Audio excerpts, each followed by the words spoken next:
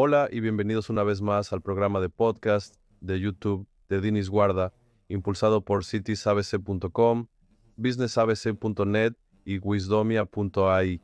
Y pronto también hablaremos de sportsabc.org.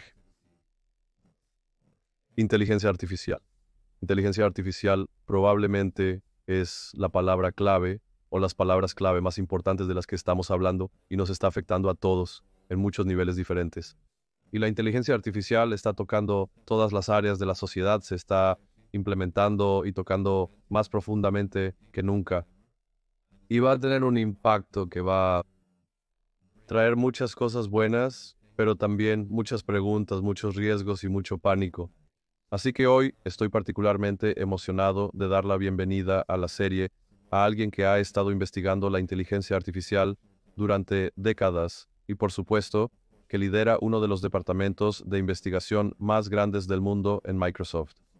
Así que hoy nuestro invitado especial es Juan Mil Lavista Ferres, que es un científico de datos, especialista en inteligencia artificial e investigador, y él es, mientras hablamos, el vicepresidente corporativo y jefe de científicos de datos en el Laboratorio de Inteligencia Artificial para el Bien en Microsoft. En su capacidad, Juan aprovechó tecnologías como la inteligencia artificial, el aprendizaje automático y la modelización estadística para apoyar la iniciativa Inteligencia Artificial for Good de Microsoft, incluyendo Inteligencia Artificial for Earth y sostenibilidad, inteligencia artificial para acción humanitaria, inteligencia artificial para accesibilidad, inteligencia artificial para la salud. En su último libro, Inteligencia Artificial para el Bien, Aplicaciones en Sostenibilidad, Juan y su coautor, William, destacan cómo la inteligencia artificial y la ciencia de datos avanzada pueden utilizarse para abordar desafíos globales urgentes en campos como la sostenibilidad, la acción humanitaria y la salud. Como científico de datos e investigador, Juan ha estado involucrado en proyectos como la plataforma de experimentación de Microsoft y la minería de datos de Bing. Su investigación sobre el síndrome de muerte súbita infantil, ha sido publicada en revistas académicas internacionales como Pediatrics Uncovered by Measure y en medios de comunicación como The Geek Wire, British Broadcasting Corporation, National Public Radio Fast Company, revista Fortune, New York Times, Cable News Network, United States Today y más, sumando más de 100 plataformas de noticias globales alrededor del mundo. También es el editor del Journal de Investigación Aplicada de Microsoft, Microsoft Garage. Antes de Microsoft, cofundó Alers.com. Como líder, Juan ha estado aplicando tecnología para el bien social, por ejemplo, mientras estaba en el Banco Interamericano de Desarrollo en Washington, donde aplicó la ciencia de datos para evaluar el impacto de los programas destinados a reducir la pobreza y la desigualdad en América Latina y el Caribe. Y Juan tiene un doctorado en inteligencia artificial y salud de la Vrije Universiteit Amsterdam, una maestría en ciencias de la computación de la Universidad Johns Hopkins, una ingeniería y licenciatura en sistemas de información de la Universidad Católica do Uruguay, Damaso Antonio Lararaja. Como orador, Juan ha presentado en eventos como Strata, TEDx, Universidad de Cornell y Universidad del Sur de California, Berkeley, entre muchos otros alrededor del mundo. Es un placer tenerte aquí, Juan. Estoy muy emocionado de hablar sobre ti, sobre algunas de las preguntas más pertinentes a las que nos enfrentamos como humanidad, y especialmente con tu excelente investigación y todas las áreas que nos afectan a todos en nuestras vidas. Gracias por la invitación, Dinis. Para empezar, me gustaría saber un poco sobre tu historia personal, ya que siempre es algo muy importante para mí. Y me gustaría, sobre el trasfondo personal, un poco de historia, pero también alguien que fue importante para ti. Y estás lidiando con tecnología y datos, así como ética y muchas cosas relacionadas con lo humanitario. Si hubo algún tipo de estudio de caso que te haya impactado por lo que estás haciendo ahora mismo. Sí, mi formación es en ciencias de la computación. Aprendí a programar muy temprano en la vida. Tuve la suerte de que mis padres me compraron un microordenador muy pequeño. Era un clon brasileño de un Sinclair Spectrum que tenía 48 kilobytes. Y aprendí lo esencial con esa computadora. Y después de eso, me enamoré completamente de toda la idea de programar y codificar.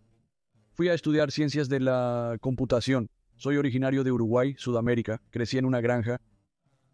y en el año 2000 tuve la oportunidad de mudarme a los Estados Unidos para trabajar en el Banco Interamericano de Desarrollo.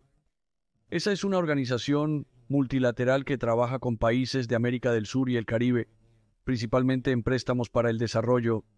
Como parte de ese trabajo, mi trabajo aún como científico de la computación era desarrollar sistemas. Muy temprano hice lo que probablemente fue mi primer modelo de aprendizaje automático. Eso fue a principios de 2001. Es un lugar donde el aprendizaje automático no era para nada convencional. Queríamos predecir qué proyecto del banco tenía más posibilidades de no tener éxito o, al contrario, de muchas maneras, qué proyecto terminaría a tiempo. En ese momento siempre me había gustado el concepto de ciencia de datos, aunque todo el concepto, la idea de la ciencia de datos no existía. Había una idea de minería de datos y cómo usar datos a través de algoritmos. Y luego de ahí fui a estudiar una maestría en ciencias de la computación con un enfoque específico en lo que en ese momento se llamaba minería de datos, que en muchos aspectos era una combinación entre ciencia de datos y aprendizaje automático. Y luego en 2007, finales de 2007, principios de 2008, me mudé a Seattle para crear una startup. Después de mi maestría quise trabajar en el Banco Interamericano de Desarrollo, aprendí mucho, colaboré con economistas. Aprendí mucho sobre causalidad al trabajar con economistas, pero lo que quería hacer en ese punto de mi vida era intentar iniciar una startup. Me mudé a Seattle para crear una startup llamada Alerts.com. Alerts.com era una startup cuya idea básicamente era intentar combinar todas las diferentes alertas, desde alertas escolares hasta alertas de precios de gasolina y alertas de precios, y combinarías todas estas alertas en un solo lugar. Recaudamos nuestra primera ronda de financiamiento alrededor de marzo de 2008. Se esperaba recaudar la segunda ronda de financiamiento cerca de noviembre de 2008. Ahora, desafortunadamente, en ese punto todo el mercado se derrumbó. Después de eso, decidí mudarme a una empresa real. Me uní a Microsoft trabajando. Esa era una organización que fue financiada por Rayos y se llamaba EXP, con Rodney Gojavi administrándolo, y se trataba de la idea de ejecutar experimentos de control aleatorios a la escala de Microsoft para intentar probar la causalidad, algo que aprendí en mis días trabajando en el Banco Interamericano de Desarrollo. Los científicos de la computación generalmente no tenemos antecedentes en causalidad, pero he aprendido mucho sobre ella y datos. Intento probar la causalidad a partir de los datos antes de trabajar en ADV. Y bueno, EXP era un grupo que realizaba la mayoría de los experimentos en propiedades como Xbox, MSN y Windows. Eventualmente ese grupo fue reorganizado en lo que en ese momento era la base de Bing, nuestro motor de búsqueda. Entonces me uní al equipo de aprendizaje automático y minería de datos de Bing. Eso fue cerca del 2010 y en ese punto básicamente inicié mi carrera en Microsoft. Y cuando Satya era nuestro vicepresidente, cuando me uní a Bing, básicamente era el vicepresidente de nuestras propiedades de búsqueda y las propiedades en línea. Y cuando Satya se convirtió en el director ejecutivo, surgió toda la idea de crear una disciplina de ciencia de datos. Yo era parte de la pequeño grupo de personas que elaboraron los planes para la disciplina de ciencia de datos de Microsoft. Hasta ese momento Microsoft solo contrataba desarrolladores de software, probadores y gerentes de programa. No existía el concepto de científico de datos. Me uní al grupo que creó los planes iniciales para tenerlos. Mi grupo se enfocó más en Microsoft, no solo en Bing, sino también en otras propiedades de la empresa. Y como parte de ese trabajo, siempre soñé con trabajar y usar la inteligencia artificial y la ciencia de datos para ayudar a la sociedad. Pero siempre pensé que lo haría después de retirarme de Microsoft. Pero teníamos un muy buen amigo y colega que había perdido a un hijo debido a síndrome de muerte súbita infantil. Síndrome de muerte súbita infantil es el síndrome de muerte súbita infantil. Y es la principal causa de muerte en niños entre 1 mes y 1 año de edad en los Estados Unidos y en muchos países desarrollados. Y básicamente, síndrome de muerte súbita infantil es cuando tu bebé muere y los médicos no saben por qué. Teníamos a este buen amigo y colega en ese momento que perdió a un hijo debido a síndrome de muerte súbita infantil. Y él estaba haciendo un trabajo increíble creando conciencia sobre síndrome de muerte súbita infantil. Así que a través de él comencé a ofrecer mi tiempo como voluntario para ayudar a los médicos e investigadores del Hospital Infantil de Seattle para ver si podíamos ayudar en su investigación. Y muy temprano, como en las primeras reuniones, aunque entendíamos muy poco sobre las semillas o los datos que tenían, se volvió como para nosotros, se volvió claro que podíamos ayudar mucho porque muchos de estos investigadores no tenían la capacidad para trabajar con la cantidad de datos, que tenemos la increíble suerte de que realmente nos encontramos. El Centros para el Control y la Prevención de Enfermedades tiene un increíble conjunto de datos abiertos que incluye a cada niño nacido en los Estados Unidos y una cohorte de estos niños. Y a través de ese conjunto de datos pudimos mostrar e intentar ver si podíamos predecir o encontrar cosas que podrían aumentar la probabilidad de que un niño muera de síndrome de muerte súbita infantil. Empezamos como voluntarios, pero finalmente presentamos a Satya y Brad. Esa conversación fue la base para iniciar este grupo. Pudimos comenzar a trabajar en esto, en usar la inteligencia artificial para ayudar a la sociedad como un trabajo de tiempo completo. Ese era mi sueño. Y así es básicamente como creamos todo el concepto de laboratorio de inteligencia artificial para el bien. Mientras tanto, y a través de la investigación, yo era un científico de la computación que se convirtió en investigador. Eso suele ser lo contrario en muchos aspectos, pero yo era un científico de la computación. Yo era un desarrollador de software que comenzó a gustarle mucho trabajar con investigación y a través de eso comencé un doctorado en inteligencia artificial con un enfoque en salud. Bueno, el resto es lo que estoy haciendo ahora. Muy impresionante carrera. Felicidades, amo Uruguay. Creo que es el primer invitado de Uruguay en el podcast. Debo recordárselo a mis amigos uruguayos. Pero es realmente asombroso y también durante tu carrera ves también la progresión como emprendedor, como desarrollador de software, como tecnólogo y como investigador. Así que antes de profundizar en todos tus logros y también en lo que estás haciendo ahora, una de las cosas aún deseo tocar porque estás manejando la investigación y, por supuesto, en este momento, tu laboratorio y lo que se convirtió en el laboratorio de inteligencia artificial para el bien en Microsoft. Por supuesto, toquemos esto porque es algo muy grande y sé que tienes tiempo limitado. Me gustaría hablar qué es el laboratorio de inteligencia artificial para el bien, cómo lo creaste.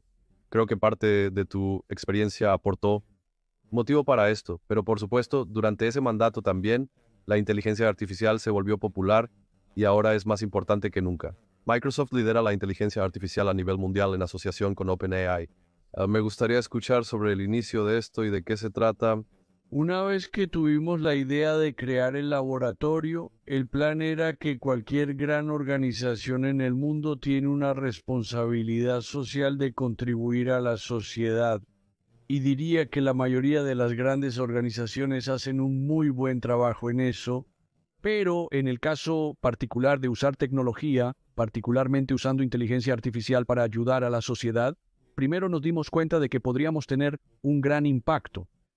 Pero, más importante, a través de nuestra experiencia trabajando con estos investigadores en otras organizaciones, también nos damos cuenta de que hay una enorme brecha.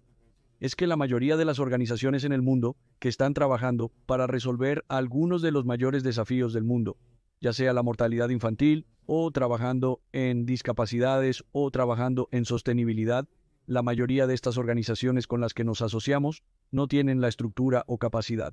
Ahora mismo, en el futuro, esperemos que lo tengan. Pero ahora mismo hay una brecha donde una gran mayoría de los científicos de datos y de inteligencia artificial trabajan en los sectores tecnológico y financiero. Entonces, desafortunadamente, hay una brecha en la sociedad desde esa perspectiva. Y siempre cuento la historia de que hay algo que me inspiró de alguna manera. Jeffrey Hammerbacher, quien en ese momento era la persona que armó el equipo original de ciencia de datos de Facebook. Un individuo muy brillante, y una vez dijo que las mejores mentes de mi generación están pensando en cómo hacer que las personas hagan clic en los anuncios. Y es cierto, era cierto entonces, y sigue siendo cierto hoy, y no estaba trabajando en anuncios cuando escuché esa cita, pero estaba trabajando en ser como, que por cierto los genios proporcionan un valor increíble a la sociedad, pero parte del trabajo también era intentar entender no necesariamente cuántas personas hacen clic en los anuncios, sino entender los anuncios como consumidores también. Fue un llamado a la acción particularmente para mí. Y definitivamente, ciertamente quería ver cómo podríamos ayudar. Pero en resumen, Aunque el problema de asegurarse de que las personas hagan clic en tus anuncios y el problema de entender qué familias tienen mayores posibilidades de tener un hijo que muera de síndrome de inmunodeficiencia adquirida, incluso si estos dos problemas no pueden estar más alejados desde un punto de vista social. Desde una perspectiva de una sociedad enferma, estos problemas son esencialmente iguales. Muchos de estos problemas, ya sea que estés buscando una casa que fue destruida y quieras entender cuántas casas fueron destruidas debido a un terremoto, o estés buscando algo en particular, áreas de cáncer en una tomografía computarizada, muchos de estos problemas subyacentes son solo datos. Claro, debes trabajar con expertos que entiendan los datos, pero desde la perspectiva del tamaño de datos e inteligencia artificial, estos problemas son muy simples. Entonces, como parte de eso, creo que desde un retorno de inversión del impacto de esa responsabilidad social, tenía más sentido para nosotros, en lugar de donar capital o dinero a algunas de estas organizaciones, donaríamos nuestras habilidades, donaríamos nuestro tiempo.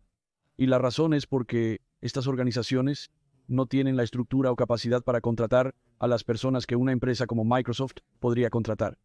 Tenía más sentido. Y esa fue toda la base del equipo. Y pensamos hoy, mirando atrás 5 años, que ciertamente fue la decisión correcta.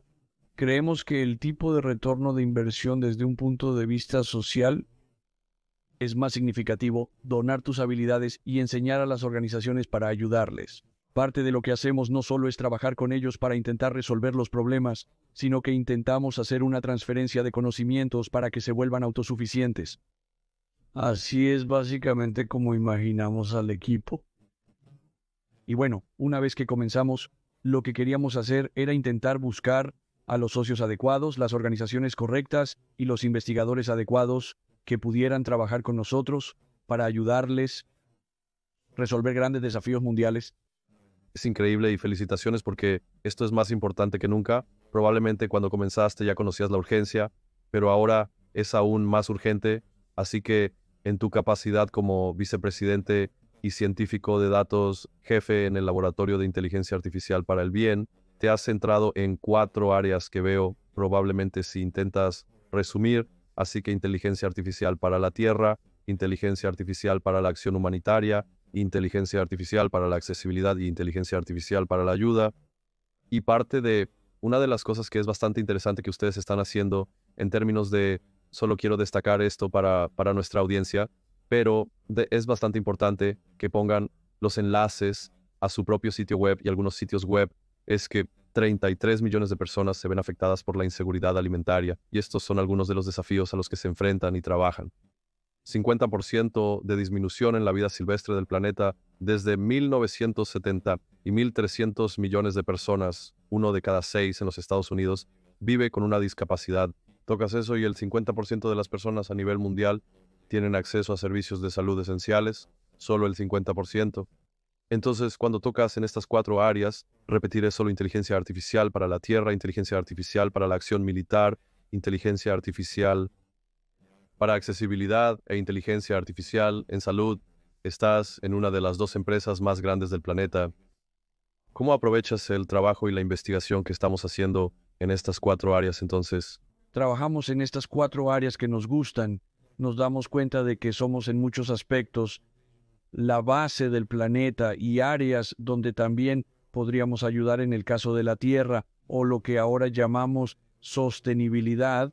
Estos son proyectos donde podrías ir desde para, por ejemplo, pues estamos trabajando en proyectos en este momento. Entonces, en colaboración con organizaciones en Colombia, trabajamos para tratar de entender y medir, no solo medir la deforestación, sino también detectar la deforestación ilegal en el Amazonas. En el caso de las discapacidades, creemos, particularmente en la última ola de modelos de visión, de grandes modelos de lenguaje, pero con un componente de visión. Como dijiste, tenemos 1.300 millones de personas trabajando, 1.300 millones de personas en el mundo con una discapacidad. También tienes casi 300 millones de personas que son ciegas o tienen discapacidades visuales. Ahora, gracias a modelos de inteligencia artificial como los modelos de visión, si tienes un teléfono inteligente, tienen la posibilidad de navegar por el mundo a través de estos modelos de visión de una manera que no podían hacerlo antes. Y hay organizaciones, por ejemplo, Beggy es una de esas organizaciones. Tenemos aplicaciones internas en Microsoft como Sing Inteligencia Artificial, que es uno de nuestros socios internos, donde han dedicado sus esfuerzos de desarrollo para ayudar a las personas con discapacidades a utilizar la inteligencia artificial para asegurarse de que puedan navegar por el mundo. Y siempre digo que para las personas que no entienden el valor de la inteligencia artificial, deberían un día sentarse con personas que están utilizando estas aplicaciones porque para ellas es un cambio de juego. En el caso de la salud y la atención médica, como mencionaste, vivimos en un mundo donde el 50% de la población mundial no tiene acceso a la atención médica. Aquí también aprendemos que existen problemas y que la inteligencia artificial no es solo una solución, sino la única. La diabetes es la causa principal de ceguera. Tienes más de 450 millones de personas que sufren de diabetes y solo esperamos que este número siga aumentando. Solo el cambio en la dieta en todo el mundo aumentará. Se espera un aumento en el número de personas con diabetes, según los médicos. Pero solo tienes 200.000 oftalmólogos y no es fácil para nosotros prever que ese número aumentará significativamente. Y necesitas examinar a las personas que sufren de diabetes para entender si están desarrollando nefropatía diabética o no. Aproximadamente un tercio de esas 450 millones de personas desarrollará nefropatía diabética y si no se tratan, una parte significativa de ellas se volverá ciega.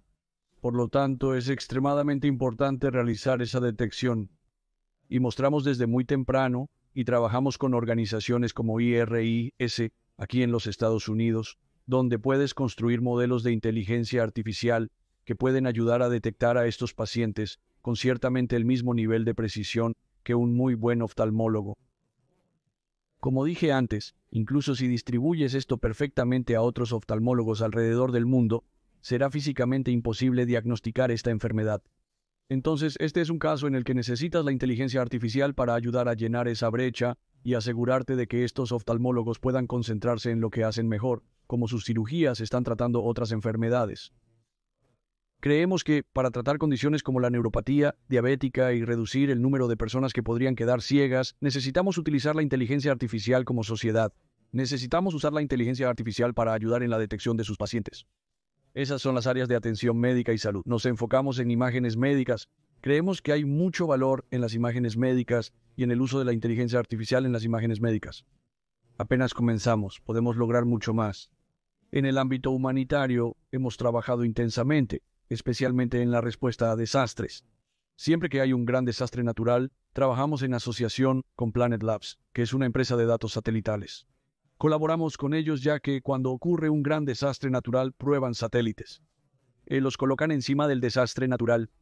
Toman fotos y usamos modelos de inteligencia artificial en esas fotos para construir los mapas que son utilizados por las organizaciones en el terreno, ya sea la Cruz Roja Americana o el Alto Comisionado de las Naciones Unidas para los Refugiados, o cualquier organización que esté trabajando en el terreno para ayudar a los mapas, porque estos mapas son utilizados por estas organizaciones para ayudarles a hacer su trabajo, asegurarse de que priorizan, asegurarse de que entienden la logística, asegurarse de que despliegan suficiente gente para ayudar a las personas afectadas en el terreno. En resumen, trabajamos en aproximadamente 4 áreas con otras organizaciones.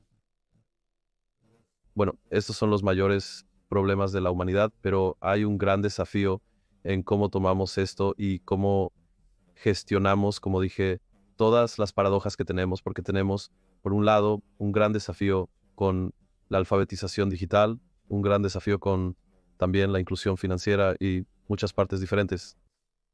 Una de las cosas que me interesa particularmente es que tú también eres el editor del Journal de Investigación Aplicada de Microsoft y tienes acceso a una gran cantidad de datos e información.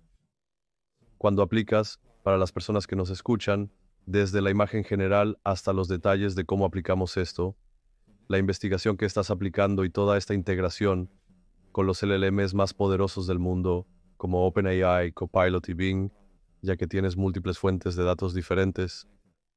¿Crees que algunos de estos grandes problemas de los que estamos hablando podemos abordarlos de la manera correcta?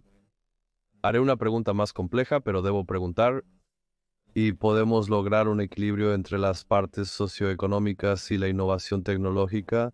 Porque creo que el desafío es que integremos la inteligencia artificial dentro de nuestra propia humanidad y luego las partes socioeconómicas, porque ese es el desafío al que nos enfrentamos, probablemente aumentando a medida que la inteligencia artificial se vuelve más y más avanzada y en algunos casos, inteligencia artificial general. La alfabetización digital es ciertamente un área en la que hemos estado trabajando. De hecho, hemos estado trabajando ahora en una colaboración con algunos investigadores. Intentaré medirlo, pero está relacionado con los Estados Unidos, donde claramente la alfabetización digital es importante para nosotros. Cuando pensamos en modelos de lenguaje grandes, las áreas que creo que son interesantes es que podemos ver los modelos de lenguaje grandes como una forma de ayudar a esa brecha digital. Y voy a explicar por qué, pero al mismo tiempo, también existe el riesgo de exacerbar esto, aunque puedes ayudar. La gran mayoría del mundo, el 99.95%, no sabe programar. Así que una porción muy pequeña de personas en el mundo sabe cómo programar. Aunque como sociedad hemos estado tratando de ayudar a las personas a asegurarnos de que aprendan a programar. El número es extremadamente pequeño y no ha cambiado mucho en los últimos 20 años. Vemos la programación no solo como algo para científicos de la computación, como solía ser en los 90, sino también como una herramienta cuando trabajamos con médicos y otros profesionales, investigadores de sostenibilidad, y estamos trabajando con arquitectos. Cada una de las disciplinas puede aprovechar la programación para hacer su trabajo mejor. Pero debido a que la cantidad de personas que saben cómo programar es muy pequeña, existe esa brecha de la división digital que afecta a la sociedad en general. En los modelos de lenguaje grandes, aprender a programar es, en muchos aspectos, aprender un nuevo idioma. Y lo que vemos con los modelos de lenguaje grandes es que por primera vez las personas tienen la capacidad de programar en su propio idioma nativo, ya sea inglés, español o mandarín. Puedes usar un modelo de lenguaje grande para convertir tu idioma, otro idioma, en programación. En muchos sentidos, programas a través de tu idioma, lo cual tiene un gran potencial para ayudar a cerrar esa brecha digital, donde ciertamente nuestras interacciones con la inteligencia artificial, interactuar con una computadora es más sencillo. Como si me hubieras preguntado hace 10 años si alguna vez imaginé a cientos de millones de personas interactuando con la inteligencia artificial para hacer parte de su trabajo, diría que va a ser posible. Pero a través de grandes modelos de lenguaje, ahora tenemos una interfaz increíble donde tenemos más de 100 millones de usuarios hoy en el mundo que están interactuando contigo con inteligencia artificial y usando inteligencia artificial, y su nivel de comunicación es su lenguaje, que tiene un enorme potencial para cerrar esa brecha. Correcto. Así que eso está de un lado. Pensamos que la capa de entrada entre esa interacción humana y computadora y la capacidad de los humanos para codificar de muchas maneras, eso ha sido una revolución completa que ayudará a muchas personas a ser más productivas a través de esta tecnología. Por un lado, vemos un gran potencial y valor. Al mismo tiempo, también vemos que esta tecnología tiene una inmensa cantidad de poder. Así que similar a lo que sucedió con las personas que tenían acceso a las computadoras o Internet y las personas que no lo tenían, creemos que nos preocupa un nuevo nivel de brecha digital. Así que por un lado, aquellos que tienen acceso a esta tecnología creo que se beneficiarán completamente, y esa brecha de la brecha digital. Al mismo tiempo, si no tienes acceso a esta tecnología porque o no tienes acceso a la electricidad, o no tienes acceso a las computadoras, no tienes acceso a Internet, de repente esa brecha será mayor. Pero vemos ambas áreas. Sí, quiero profundizar más en esto, pero quiero ir a tu libro porque es un elemento clave. Y creo que tu libro, y para las personas que nos escuchan, tú eres el coautor del libro Inteligencia Artificial para el Bien, y es un libro muy poderoso que toca, bueno, muchas de las cosas que estamos discutiendo aquí, pero es un libro muy positivo y muy realista en términos de estudios de caso y diferentes partes, que para las personas que nos escuchan, y por supuesto pondremos toda la información. Así que la inteligencia artificial para el bien, aplicaciones en sostenibilidad, acción humanitaria y salud, que fue publicado por Wiley, y esto con el coautor William B. Weeks y el prólogo de Brad Smith. Así que hablemos del libro, escribiste este libro y tocas todos estos diferentes temas. Hay estos llamados a la acción muy, muy detallados, pero me gustaría, hay muchas preguntas. En primer lugar, escucha el propósito del libro. Y un poco para las personas que no saben, y yo recomiendo a todos que lo compren y se involucren porque también las ganancias del libro irán a la caridad y a la Cruz Roja, pero es un libro muy importante para lo que todos nosotros en la sociedad estamos haciendo. Sí, comenzamos el libro hace más de un año con la visión de que cuando trabajábamos con organizaciones de todo el mundo, uno de los aspectos más difíciles era mostrarles lo que podían hacer con la inteligencia artificial. No era obvio porque no sabían lo que podían hacer, como que nos asociaríamos con ellos, tendríamos reuniones con ellos, y se convirtió en una de las cosas que se volvió realmente fácil para nosotros. Mostrar el poder era mostrarles ejemplos de cómo estábamos usando la inteligencia artificial en otras cosas, ¿verdad? Ya sea visión por computadora para imágenes médicas, o datos de satélite o datos acústicos, mostraríamos lo que era. Y fue relativamente difícil para nosotros explicar lo que podrían hacer con la inteligencia artificial, pero fue realmente fácil para nosotros explicar cómo resolver otros problemas.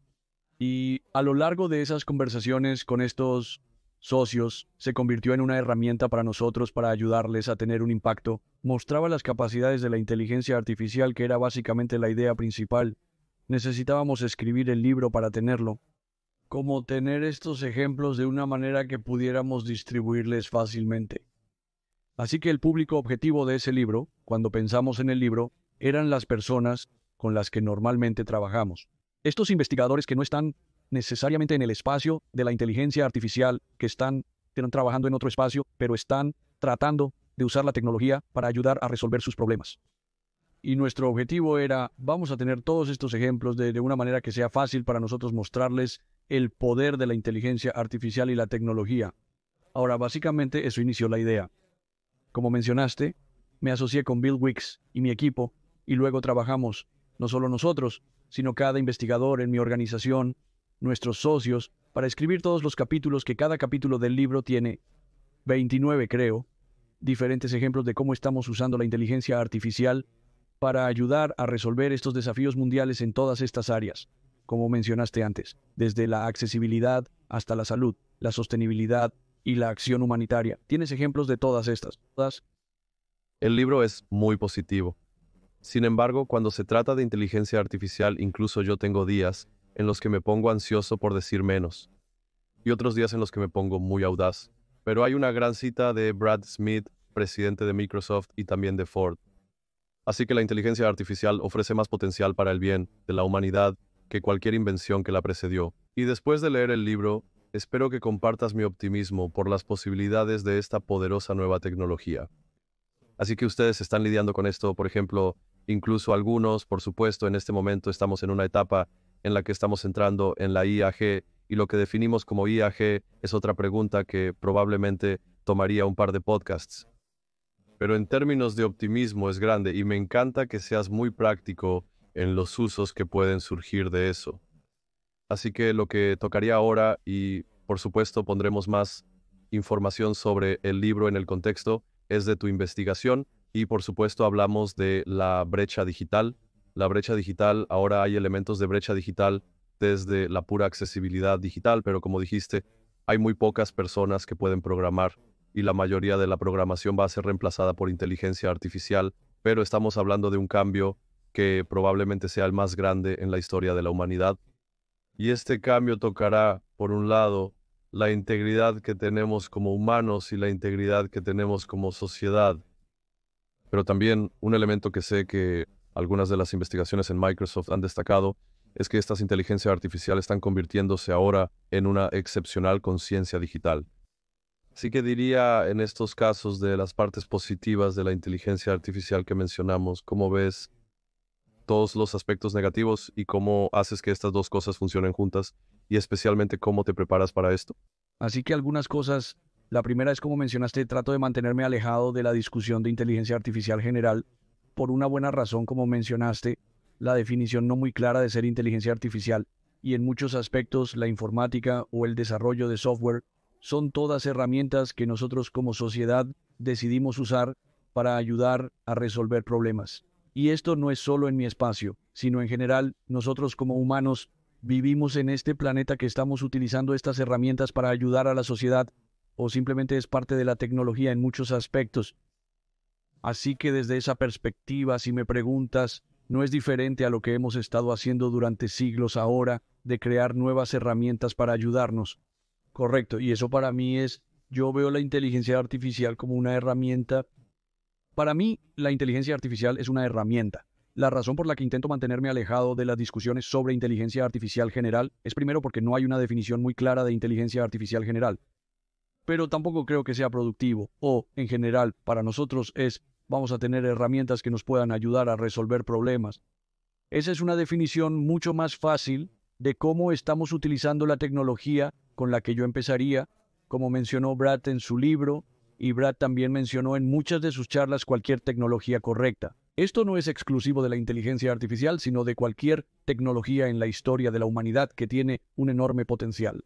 También han sido utilizados como herramienta en ocasiones y puede ser utilizado como una web correcta, y eso es algo a lo que nosotros como sociedad necesitamos prestar mucha atención, porque colectivamente necesitamos asegurarnos de maximizar la posibilidad de usar estas herramientas, esta tecnología como una herramienta, y reducir las posibilidades de que pueda ser utilizada como un arma. La posibilidad de usar esta tecnología para fines malintencionados nunca va a ser cero, ¿correcto? No importa cuánto puedas trabajar, siempre habrá personas que encontrarán formas de usarlas incorrectamente para todos los propósitos, y ya hemos visto esto en el caso de la inteligencia artificial generativa, donde las personas están usando la inteligencia artificial generativa a veces para estafar a las personas a través de la clonación de voces para crear deepfakes, y esa es un área en la que también trabajamos. Mi equipo ha estado trabajando durante el último año en el uso de la tecnología de inteligencia artificial para ayudar a detectar algunos de los deepfakes e intentar entender mejor la estructura general, mejor educar al público sobre estos problemas. Siempre soy optimista. Veo el riesgo para esta tecnología, pero también cuando miramos la historia de la humanidad, algo que es común es que la sociedad trabaja junta para asegurarse de que al final estamos usando y estamos estableciendo las bases correctas para maximizar el uso de las herramientas y mejorar como sociedad. Así que soy optimista de que la sociedad en conjunto generalmente toma las decisiones correctas sobre estas tecnologías. No creo que aquí sea diferente, claro, eso no implica que no debamos entender el riesgo. Necesitamos ayudar a mitigar el riesgo. Necesitamos trabajar colectivamente, no solo el sector privado, el sector hispano, el sector público, las organizaciones no gubernamental, trabajando juntos para asegurarnos de que reducimos las posibilidades de estas tecnologías para ser utilizadas como un arma. Y es por eso que para nosotros, y esto es algo que no comenzamos hace 2 años, con toda la concepción de Generative Pre-Training Transformer, comenzó mucho antes, toda la idea de la inteligencia artificial receptiva y tener un marco de inteligencia artificial receptiva, porque vimos muy temprano que había riesgos y necesitamos asegurarnos de que las personas comprendan este riesgo y asegurarnos de que mitigamos tanto como sea posible este riesgo. Amo tus puntos directos. Y esa es una discusión que realmente es necesaria porque definitivamente hay muchos riesgos y, por supuesto, ocurren de múltiples formas. Quiero continuar aquí sobre la marcha debido al tiempo limitado. Entonces, Satya Nadella, el director ejecutivo de Microsoft, dijo recientemente que la inteligencia artificial no debería llamarse inteligencia artificial, sino más bien una inteligencia diferente y principalmente la sugerencia.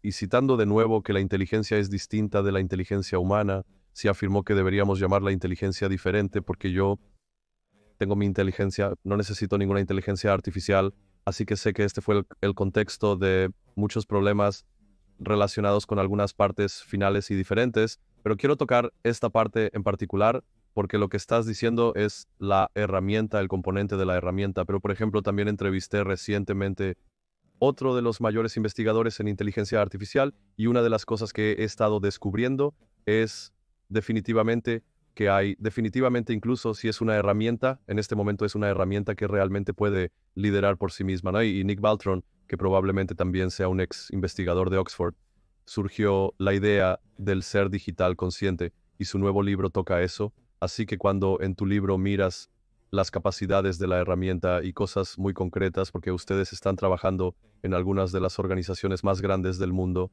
Así que me gustaría mirar su confianza en la investigación y la idea de la herramienta y miraré la investigación, la herramienta, el impacto, pero también esta herramienta es una herramienta que comienza a tener una acción propia, especialmente con agentes de inteligencia artificial y todo lo que está sucediendo. Así que, ¿cómo ves esto y esta inteligencia diferente? Así que necesitamos entender que no importa cuán sofisticados sean estos modelos, ya sea que estés usando un modelo de lenguaje grande de 1 billón de parámetros al final del día. Debajo solo estamos hablando de matemáticas, ¿verdad? Como esto es solo multiplicación de matrices y eso es algo que, cuando las personas piensan en la inteligencia artificial, a veces olvidan eso. No hay, y es por eso que, si no me gusta, no creo en toda la idea de ser consciente o cosas así. Es importante comprender que cuando interactúas con modelos de lenguaje grandes, particularmente con ellos, es cuando se presenta esta situación específica. La gente dice que estos modelos tienen un poder increíble y que las personas se confunden fácilmente con eso. Esa parte de la inteligencia porque están respondiendo preguntas de una manera increíble. Estos modelos tienen un poder increíble, pero en esencia solo intentan predecir la próxima guerra. Eso es lo único que hace un modelo de lenguaje grande. Está dando un contexto, intenta leer cuál es la próxima guerra que necesito decir, grandes líneas. Los roles no están diciendo como si no entendieran fácilmente el mundo. Ellos están aprendiendo de un enorme corpus de datos que es mucho del contenido en la web abierta. Eso es donde está la gran mayoría del conocimiento humano. Como civilización, eso es lo más esencial. Los datos abiertos y la web abierta permiten que las leyes aprendan de ellos. A través de eso, intentando descifrar la próxima palabra, necesitan aprender una representación del mundo. Y esa representación del mundo es la que otorga una enorme cantidad de poder en la capacidad de responder estas preguntas. No estoy discutiendo que no tengan el poder, pero al mismo tiempo es muy importante entender qué están haciendo y qué no están haciendo, ¿correcto? Y mientras... Bueno, sí, cuando interactúas con una de estas paredes de alto nivel, muchos de los diálogos podrían ser diálogos que podrías tener con un humano. Necesitas entender que la razón por la que se comportan como humanos en muchos aspectos es porque están entrenados en diálogos humanos y en datos humanos. Pero definitivamente no son humanos, definitivamente no son seres conscientes. Y sí, podrías tener agentes y podrías codificar agentes de tal manera que estás incorporando tus decisiones en estos agentes, pero eso no significa que sí, no significa que como sociedad tengamos algo diferente a lo que teníamos antes. Como ahora lo que tenemos es una gran herramienta, pero sigue siendo una herramienta. Así que no estoy preocupado por eso. Creo que es parte de la naturaleza humana preocuparse por los malos usos de esta tecnología. Creo que eso es parte de cómo funcionamos. Y creo que eso puede ayudarnos a entender y mitigar esos riesgos, pero no estoy preocupado por ese aspecto.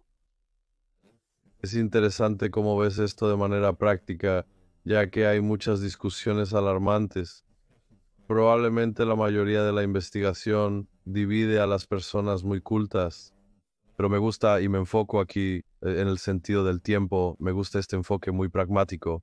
Así que una de las cosas que el libro y tu trabajo han destacado y me encanta de eso es el hecho de todos los conceptos de inteligencia artificial para la acción humanitaria y especialmente la relación de esto puede convertirse y traer nuevas soluciones para las organizaciones, el impacto social y el potencial social, los responsables de las políticas, los reguladores, los profesionales de la organización no gubernamental y los voluntarios sin fines de lucro. Discutamos esto, ya que es algo que no se está aprovechando ni analizando lo suficiente. Creo que eso es lo que hace especial a tu libro. Si puedes elaborar cosas prácticas y pondremos algunas citas durante esto para resaltar. Sí. Entonces, como mencioné antes, uno de los principales casos de uso para nosotros ha sido siempre que hay un desastre natural. Sabemos a través de cambios en el clima que esperamos un aumento en este tipo de problemas que afectan principalmente a las personas en ciertas regiones. No todo el mundo se ve afectado de igual manera por estos desastres, pero particularmente las personas que se ven más afectadas suelen estar en el sur global o personas que viven en áreas, personas que viven en áreas que tienen una alta probabilidad de ser más afectadas por estos desastres naturales. Primero trabajamos con muchas organizaciones, ya sea la Cruz Roja Americana o Alto Comisionado de las Naciones Unidas para los Refugiados u otras agencias de la Organización de las Naciones Unidas. Y lo que estamos tratando de hacer es ayudar a esas organizaciones que están trabajando en el terreno para ayudarles a ser más efectivas, a ser más productivas. Al comenzar a trabajar, notamos un problema común en todas estas organizaciones. Es decir, apenas ocurre un desastre natural que afecta a un área, debemos comprender qué pasó. Necesitamos entender dónde fue el desastre, qué tan grande fue el desastre y quién fue afectado por el desastre. Y los datos de satélite de alta resolución proporcionan una herramienta increíble para eso, porque ayuda a entender el problema. El desafío es que si el área es grande, intentar mapearla e intentar que los humanos miren cada edificio y comprendan dónde están estos edificios, donde se vieron afectados, podría llevar días, a veces semanas. Eso no tienen ese efecto. Cuando ocurre un desastre, hay una ventana de tiempo limitada para desplegar personal y ayudar a los afectados, pero se debe esperar 2 semanas para obtener los recursos necesarios. Y los modelos de inteligencia artificial que trabajan sobre datos satelitales tienen la capacidad de ayudarnos a mapear estas áreas. Estos mapas pueden ser y están siendo utilizados por organizaciones en el terreno para tomar decisiones. Así que esa es una gran área para nosotros de inversión. Otra gran área, esto es algo en lo que hemos estado trabajando muy de cerca con la Universidad de Washington, el Banco Central Europeo, las métricas de salud y Planet Latch, es que para que podamos ayudar a las personas a estar mejor preparadas o como preparación para desastres o respuesta a desastres, primero debes saber dónde vive la gente. Si vives en los Estados Unidos o en el norte global, tus mapas generalmente están actualizados y sabes dónde vive la gente en un país. Pero este no es el caso en muchos países del sur global, afectando particularmente a África subsahariana, donde muchos de estos mapas pueden tener 10, 15 años de antigüedad. Y en 15 años, algunos países en África subsahariana han duplicado su población. Esto implica que la mitad de la población en ciertas zonas del país, especialmente en áreas rurales y algunas ciudades, no está al día. Si no sabes dónde están las personas necesitadas, no puedes ayudarles. No puedes comprender la logística, la preparación ni la respuesta a los desastres. En uno de los terremotos en los que trabajamos, el último en Afganistán en 2023, una parte significativa de los afectados no estaban en ningún mapa. Así que uno de los trabajos que hemos estado haciendo es una colaboración con estas organizaciones, pero también con agencias de la Organización de las Naciones Unidas, en lo que llaman la alerta temprana para todos, es crear esta fundación que es un mapa actualizado de la distribución de la población en todo el mundo. Y eso para nosotros es uno de nuestros proyectos más importantes y un área donde pensamos, si establecemos correctamente esta fundación, podremos ayudar no solo a estas organizaciones, sino a muchas otras en todo el mundo. Este ha sido nuestro enfoque. Entonces, de este trabajo, y esta es una parte muy importante, así que está el trabajo y el mapeo y los datos que están disponibles para el público y para todos. Una cosa que es particularmente importante para mí y probablemente la última pregunta, de acuerdo con el tiempo, ¿cómo pueden participar las organizaciones? Estás trabajando con grandes organizaciones, gobiernos e instituciones que luchan por comprender las herramientas, su velocidad y la interrupción que generan.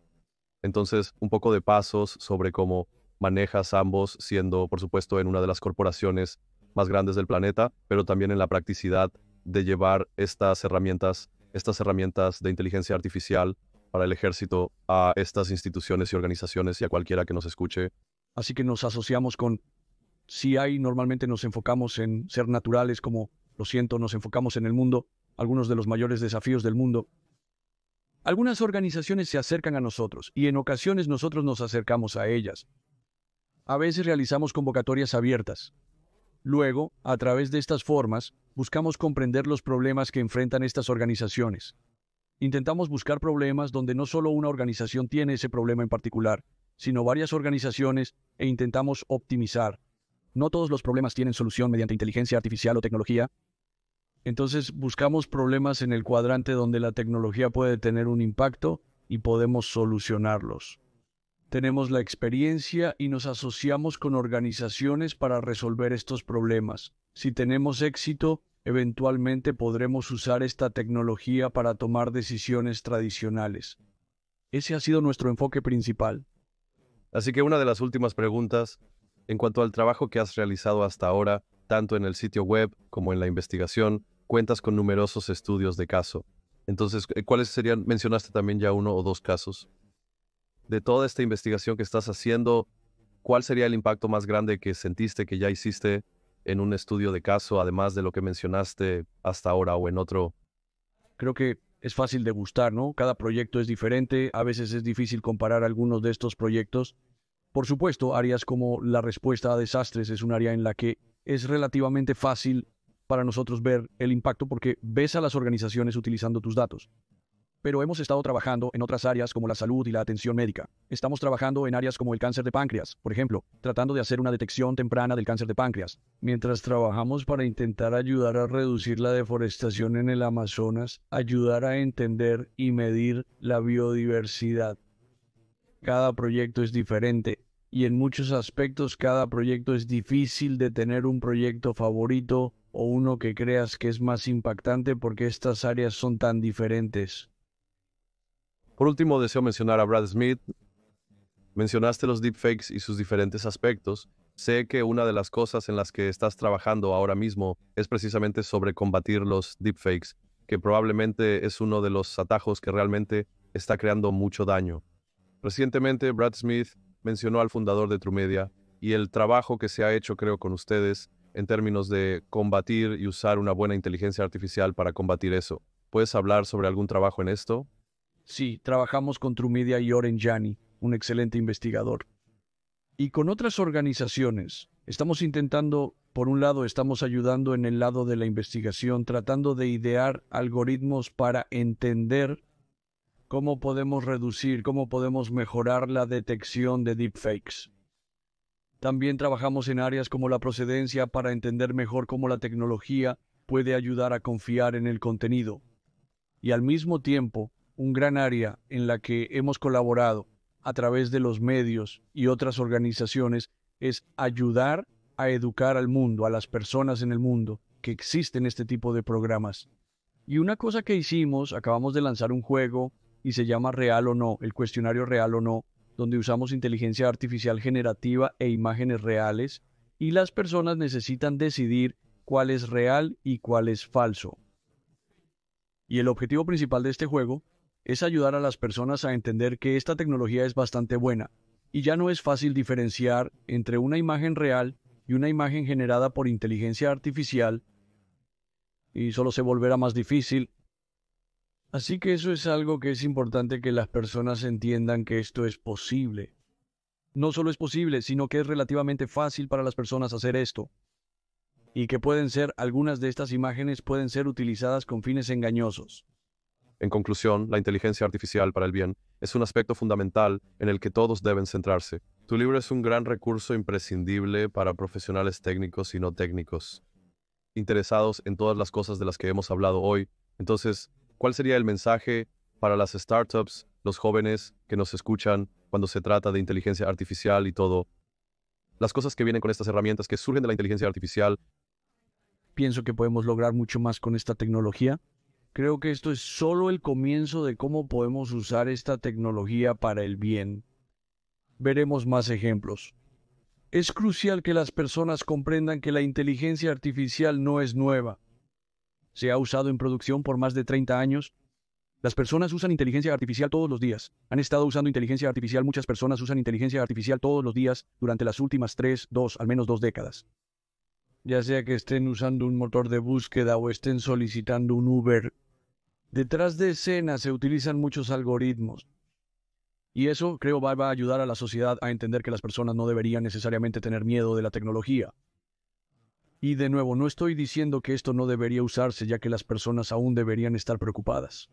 Creo que es importante que colectivamente trabajemos como sociedad para reducir las posibilidades de que esta tecnología se pueda utilizar para fines incorrectos o como un arma. Pero estoy totalmente de acuerdo con lo que Brad mencionó en el prólogo.